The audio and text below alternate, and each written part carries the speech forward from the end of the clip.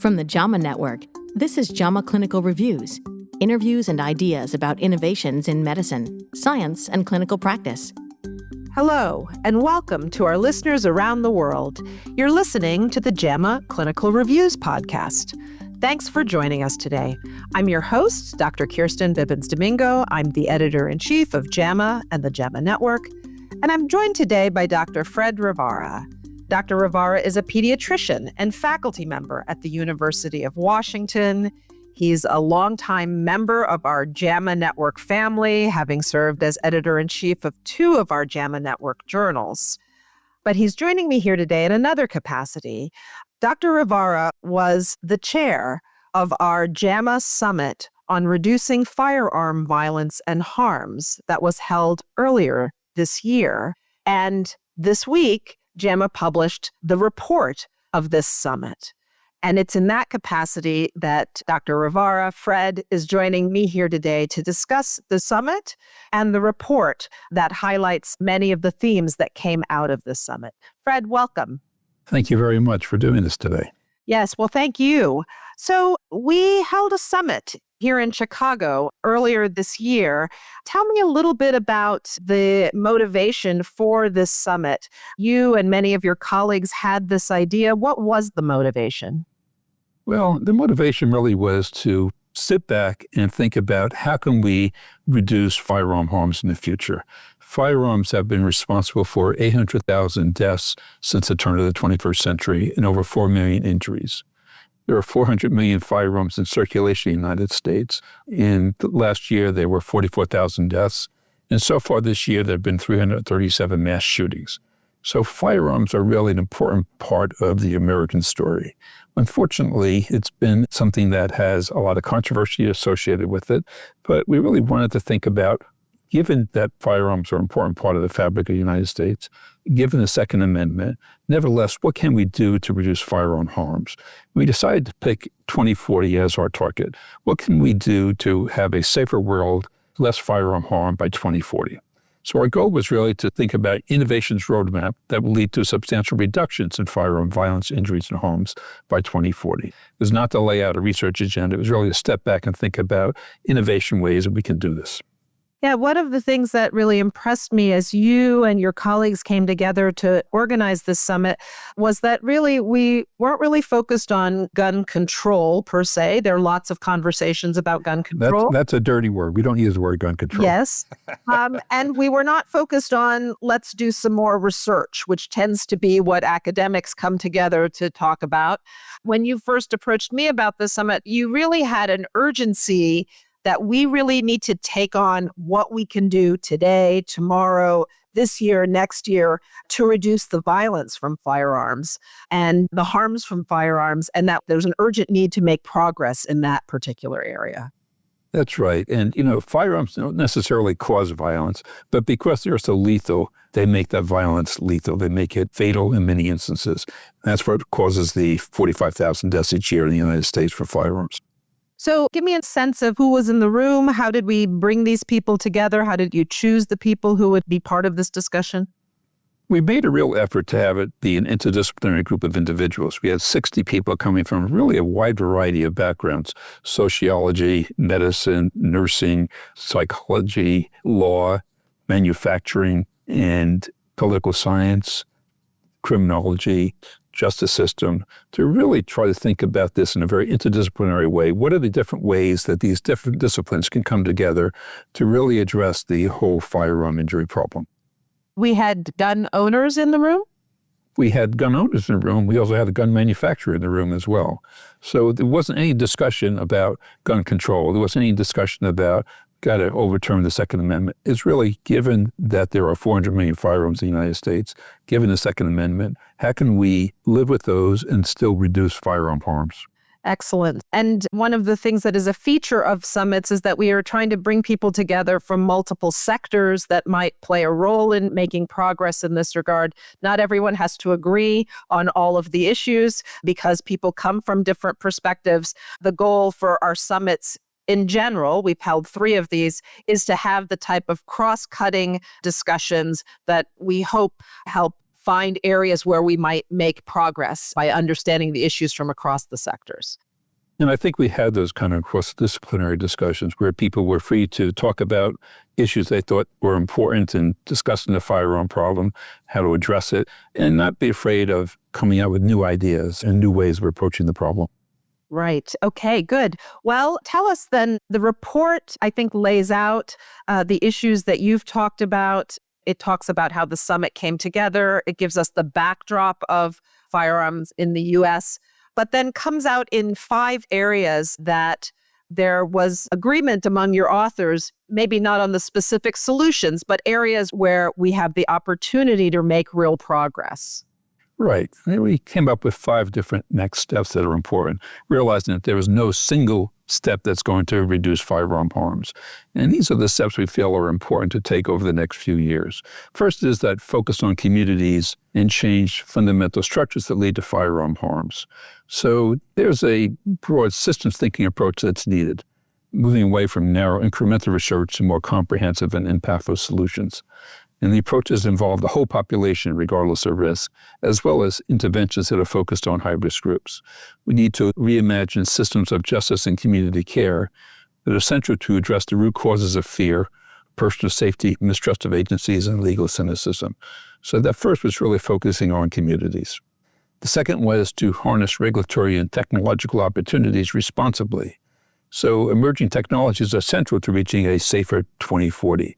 And this may be including so-called smart firearms, firearms that use biometrics to determine who's the owner of that firearms and let only the owner of the firearm pull the trigger. Robotics that can really, in many ways, take the place of firearms in the home to keep people safe.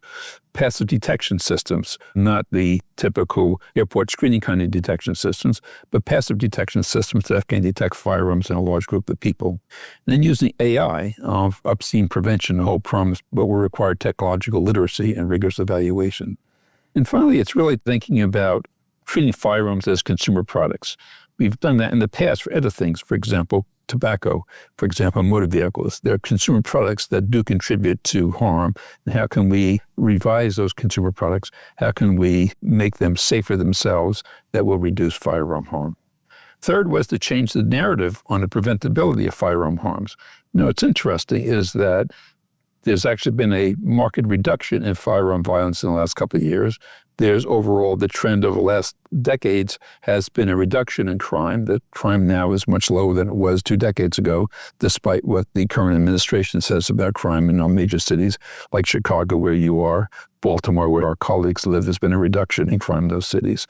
And trying to have people understand that there is a reduction in crime, and therefore that the need for individual firearm ownership may be less, realizing that carrying firearms, having a firearm in a home is not necessarily increasing the safety of your family. It's also bringing in the criminal justice system as well as economic, social economic, and health safety issues. So focusing on law enforcement in a way that's more nuanced rather than just we need more police to arrest more people. It's narrative change about the preventability of firearm injuries and particularly firearm suicide as well as homicide. Have to realize that about 55% of firearm deaths in the United States are actually suicides, and thinking about suicide as a preventable problem through lethal means counseling. The fourth area was taking a whole government and societal approach.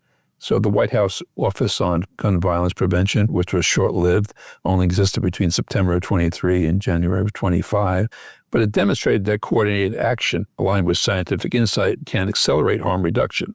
And it set the precedent for future administrations and inspired calls to establish a permanent interagency office.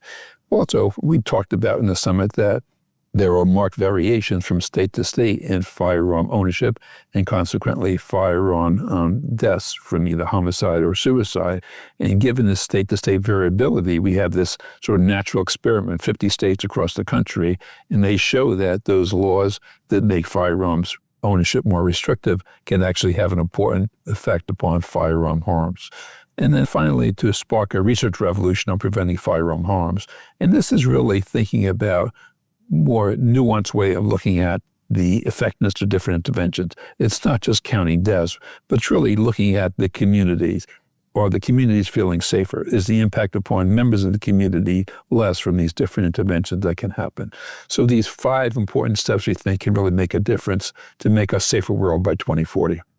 Yeah, I liked the discussion and the description of each of these areas because they are both comprehensive, at least to me as a reader who follows this from a distance, and offer some very concrete steps that I think are timely and from the perspective of the discussions in your group could make progress. You focus on the community in the first area, you focus on government in the fourth area, and in between those, there are some very interesting discussions about the role of technology, the role of thinking about firearms in the way we think about other things that are part of our society that do cause harms, that we need to think about from a consumer standpoint, how to make them safer.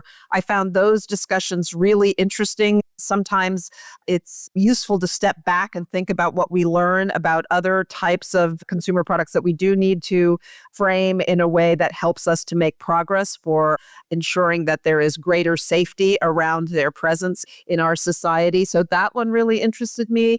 I also found it interesting, the discussions about just changing the narrative.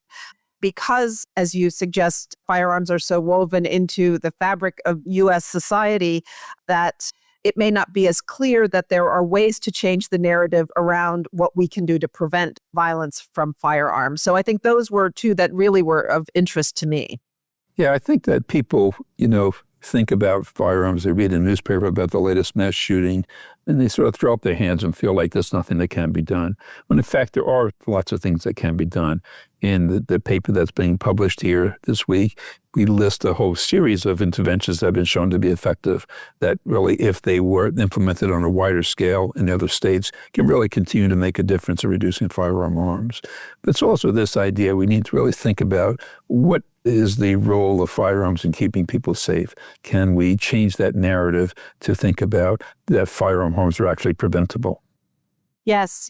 That's another thing that I would point out in here. There's quite a nice table that documents what the evidence shows for each of these types of interventions to reduce violence and harm from firearms. So what are next steps for you and your group, Fred? This is a hard issue, one that I know you've worked in for a very long time.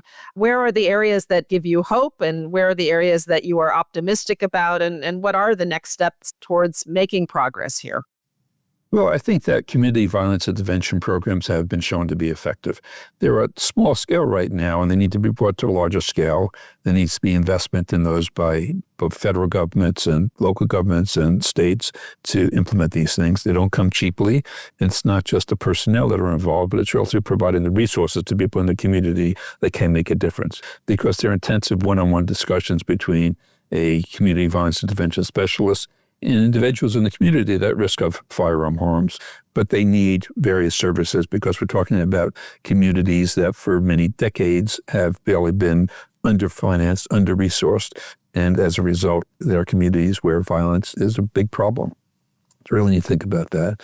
We really need to think about how we can affect this idea of taking what works and really implementing on a wider scale, this whole government approach. How can we get communities to really adopt more of these interventions? And how can we evaluate whether or not they're effective? We really need to think about these interventions on using technology.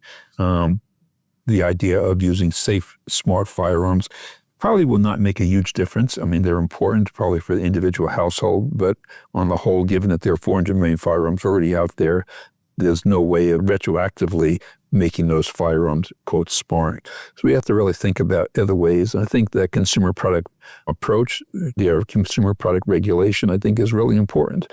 The Consumer Product Safety Commission that regulates most of our products in the country does not regulate firearms. They don't regulate motor vehicles, but we have the National Highway Traffic Safety Administration that does regulate motor vehicles, but there's no equivalent organization that regulates firearms to make them safer. So those are the things I think we really need to begin to think about. Well, Fred, congratulations on the report. It's something that I would recommend everyone read, regardless of your perspective. This is something that we are all living with, and I think everyone will find something in this report that will be of interest to them and might prompt some action towards reducing the violence and harms of firearms, with the goal, as you and your committee came to, towards a safer future by 2040. And as important as the report itself is the ongoing work that we're interested in furthering the discussion on our pages of our journals across the JAMA network, and look forward to that in the future. So thank you again for joining me. I'm Dr. Kirsten Bibbins-Domingo. I'm the editor-in-chief of JAMA and the JAMA Network, and I've been speaking with Dr. Fred Rivara from the University of Washington, who was the chair of the JAMA Summit on reducing firearm violence and harms. You can find a link to the article in this episode's description. This episode was produced by Daniel Musisi at the JAMA Network. To follow this and other JAMA Network podcasts, please visit us online at jamanetworkaudio.com or search for JAMA Network wherever you get your podcasts. Thanks for listening. This content is protected by copyright by the American Medical Association with all rights reserved, including those for text and data mining, AI training, and similar technologies.